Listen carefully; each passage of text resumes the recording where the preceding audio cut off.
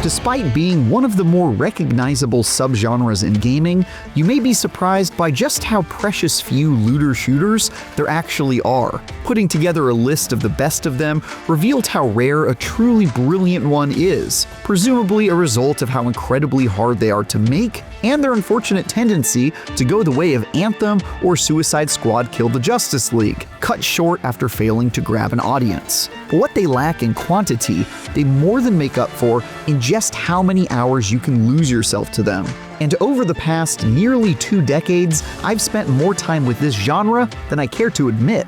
So what qualifies as a looter shooter for the purposes of this list? Well, as the name implies, they've got to have shooting, either first or third person, as the primary way you interact with the world. And all those shell casings and/or laser bolts need to reward loot, almost always including randomized drops that keeps you playing and lures you into a hard-to-resist endgame. Ongoing games like Destiny and more traditional non-live service games like Outriders are both eligible, so long as there's some kind of ongoing endgame or hook to keep you playing. In essence, we're looking for games that, one way or another, adhere to the original premise of the looter shooter genre. What if we took an ARPG like Diablo and turned it into a shooter? If, like me, you can't seem to get enough of shooting monsters in the face to claim glorious gear, here are our top 14 looter shooter recommendations. One of the weirder looter shooters you can play right now is Crab Champions, a roguelike where you play as a gun-toting crab facing off against fellow crustaceans and mean-looking floating heads, claiming badass loot in the process. The fast-paced, over-the-top combat might not be as technically advanced as its peers, but what lacks in bells and whistles, it more than makes up for in pure dopey charm. Plus, it's missing the usual add-ons and microtransactions you often find in other looter shooters, and thus comes as a complete package with no hidden costs. This one is still in active development, and currently available through Steam's Early Access program. But at just $10, it's absolutely worth checking out, especially since it's such an obvious breath of fresh air from the usual looter shooter aesthetic. I'm a sucker for goofy takes on genres I love, and you'd be hard-pressed to find a sillier option out there than this one. It's also developed by a single person, which is pretty impressive given how much fun I've managed to squeeze out of this one in the past year.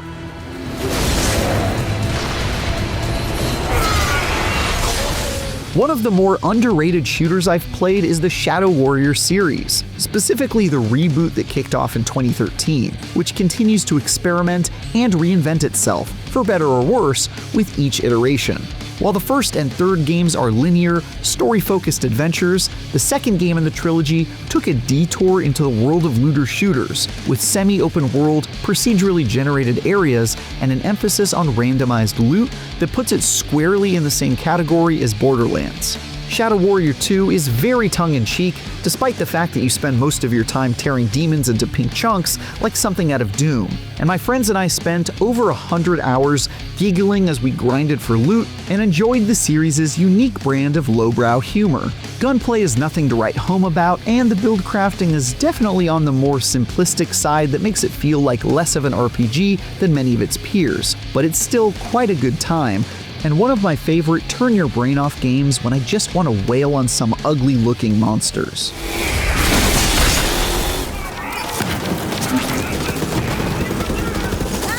While Borderlands 3 did a whole lot to improve the Borderlands series' gunplay and graphics when it launched in 2019, it also exists in a very weird spot in the franchise's history, where it felt like developer Gearbox had allowed itself to be left in the dust in a genre it itself pioneered. The gunplay was solid, but easily outclassed by games like Destiny, and the loot was awesome, but build crafting among its peers had already evolved beyond Borderlands 3's somewhat shallow options. Throw in some pretty questionable decisions where comedy writing and antagonists are concerned, and you've got what I consider to be the weakest entry in the series. That said, this is still a Borderlands game, and that means even on a bad day, it's damn fun to play. With a really neat interplanetary campaign and an irresponsible number of weapons to hunt, I spent quite a few evenings playing this one. And thanks to that improved gunplay, if you're looking for the Borderlands game that feels better than most of the others, excepting Borderlands 4, then this is your port of call. Come on!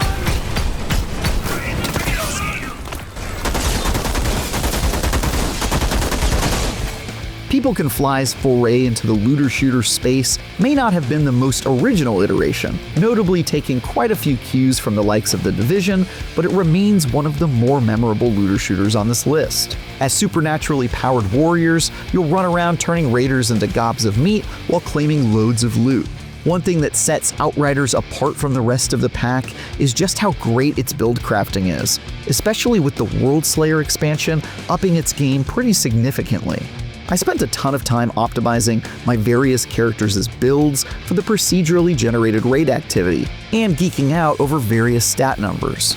Looter shooters aren't always the best at embracing the RPG side of their mechanics, but Outriders really excels in this area. It rules. I'm also a big fan of the fact that the developers decided not to make Outriders a live service game, instead supporting it with a single and pretty awesome expansion. Don't get me wrong, I'm quite a big fan of games as a service projects, but not every looter shooter needs to go down that path, and Outriders never made me feel the pressure to play more than I ever wanted to play. I got in, had a great time, and then moved on to the next game. I really appreciated that. For that reason, this is an excellent option to play with your friend group if you're looking for good times in the genre, but you don't want to get wrapped up in hundreds of hours of content that threatens to devour your life. Of course he does. Now kill him. Sure, Borderlands' detour to the moon after the phenomenal Borderlands 2 was mostly an excuse to secure more screen time for everyone's favorite baddie, Handsome Jack, and keep the franchise warm while we waited for a proper sequel. But it's also a very solid shooter with a surprising amount of meat on its bones where story is concerned. The unique setting of Pandora's moon and the low-gravity, oxygen-juggling implications of that choice are certainly controversial, but I, for one, never stopped loving those glorious butt slams. Really, the pre-sequel's biggest sin is that it does almost nothing to evolve the series, instead feeling more like an elaborate expansion of Borderlands 2 with low-gravity environments. But more Borderlands 2 really isn't such a bad thing, and this one still holds up to this day.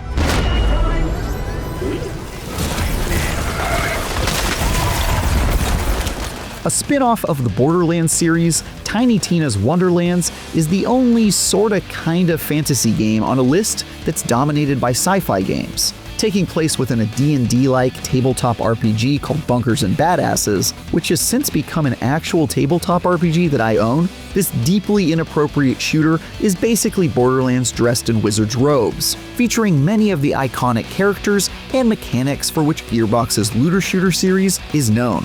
It takes a few risks here and there with things like the overworld map that helps your journey feel a bit more like a proper tabletop adventure, but otherwise plays it extremely close to the blueprint established by the mainline series. I really enjoyed my time with Tiny Tina's Wonderlands, but it ultimately sits quite a bit below the best entries of the original series just based on how much it borrows, as well as the fact that it fails to live up to the comedy chops of the likes of Borderlands 2.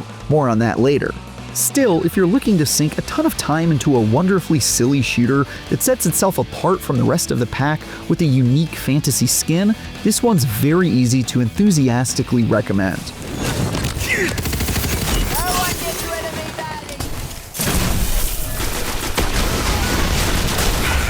Say what you want about the original Destiny, God knows I have, but it changed the looter-shooter genre in too many ways to count. That might irk those who aren't a big fan of live service games, but the idea that looter shooters were going to be big-budget, ongoing adventures that spanned years was a massive step forward for the genre.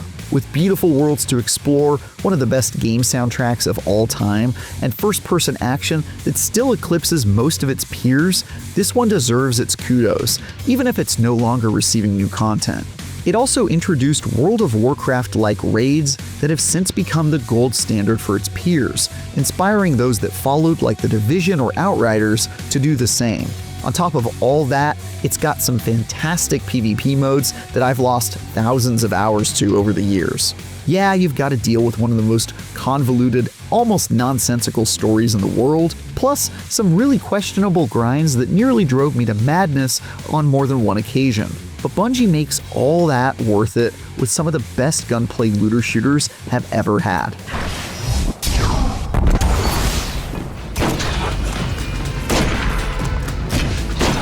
As the progenitor for many of the ideas that came after, the original Borderlands game deserves its roses for being the first of its kind, or at least the first massively successful one. Now over 15 years old, it definitely has its rough edges where gameplay, environment diversity, and other bells and whistles are concerned, but Gearbox managed to pull off what no one had before, turning a first-person shooter into a Diablo-like ARPG that was actually fun to play. The 4 Vault Hunters are iconic, having passed into legend at this point, and are a lot of fun to build into, and their quaint adventure through the deserts of Pandora is one I'll always remember fondly, despite its hilariously bad ending. And though Borderlands definitely felt like a prototype of better games to come, it also had some surprisingly good comedy writing, and DLC support that kept me playing with my friends years after its debut. In 2009, when expansions of this kind were rare and the looter-shooter genre didn't exist, Borderlands paved the way for everything that came after.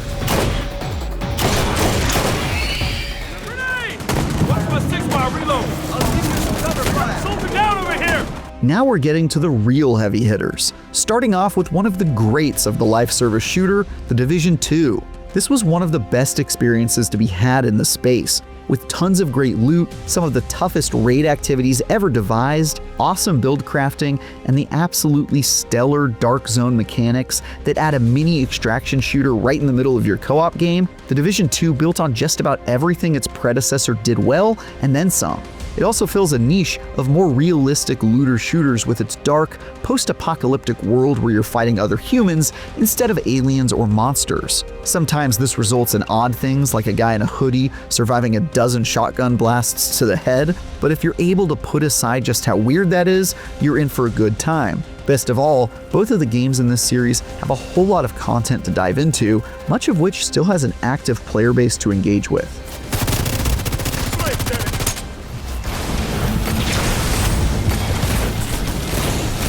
After its predecessor pioneered the live service model, Destiny 2 expanded on those ideas and is fast approaching a decade of content. It hasn't always been consistent in being a fun game to play, and swings wildly from incredibly compelling expansions to absolute duds that make me want to put my head through a stained glass window. That's bound to happen when you're developing a game for this long and putting out thousands upon thousands of hours of content though. And when Destiny 2 pulls it off, it's without question one of the best looter shooters out there by a country mile. That's due in no small part to its absolutely fantastic gunplay, which has kept me playing even through the numerous dark times and content droughts. Campaigns like The Witch Queen and The Final Shape are some of the better stories looter shooters have told. The abilities and build crafting options have been built up over the course of years to the point where they feel quite good and have a ton of options to choose from. Best of all, it just has so much dang content that you could play every day for a year straight and still not run out of compelling things to do. It hasn't always excelled in its loot and is often painfully grindy, including with its most recent expansion, and is incredibly inconsistent in the quality of its storytelling, but man, you gotta hand it to Bungie for keeping this game relevant for as long as they have. The industry simply wouldn't be the same without it.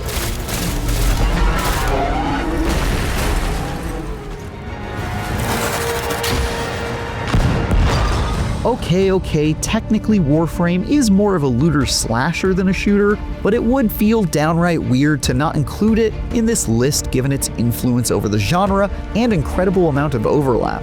Taking on the role of a space ninja that's absolutely dripping with swagger, Warframe has eaten up a ton of my time over the years with its never-ending grind and good times with friends. It also manages to pull off the free-to-play model quite well, or at least has a fairly consistent record, which makes it a pretty easy sell to your frugal co-op teammates. It's also impressive just how long this thing has been going on. It actually predates even Destiny, with the caveat that to this very day, Warframe's developers still claim the game remains in open beta. Yes, really. I don't play Warframe consistently, but every time I've logged on in the past decade, it's had mechanics added to it that make it feel like a completely different animal, including space combat, roguelike zones, and even a time-traveling DLC with motorcycle riding and romance options. I don't know, man. This game is just insanely good.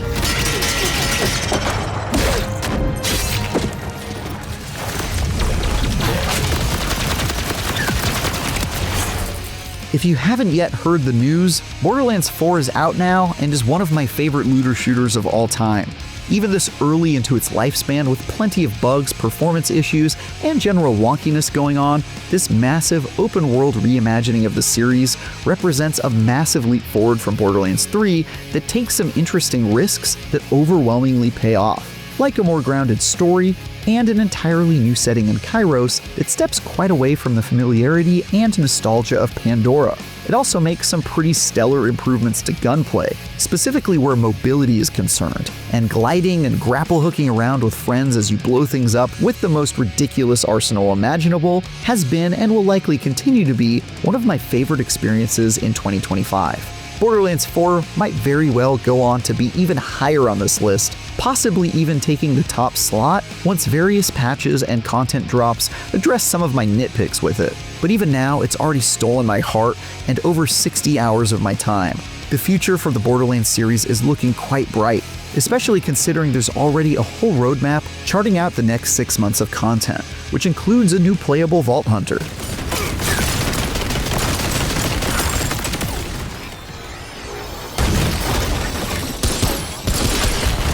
Often described as Dark Souls with guns, the Remnant series has an incredibly unique take by combining a smattering of Souls-like mechanics and roguelike features with looter-shooter goodness. And Remnant 2 absolutely nails combining the ideas of all three.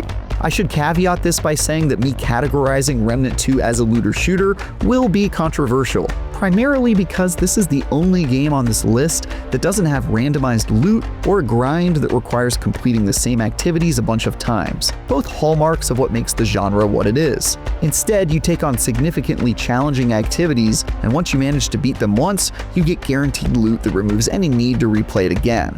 But it takes so many other cues from looter shooters, from gameplay to build crafting to working together with a co-op team to take down some horrifying boss to get that piece of equipment or weapon you've just been dying to add to your build. Plus has plenty of reasons to keep playing long after you've beaten the campaign. The fact that it bucks some of the trends found in most other looter shooters, specifically the need to grind, might actually be one of the reasons this one ranks so highly for me. Remnant 2 was one of my favorite games of 2023 after all. If you haven't played it yet and you're a fan of looter shooters, I cannot recommend it enough.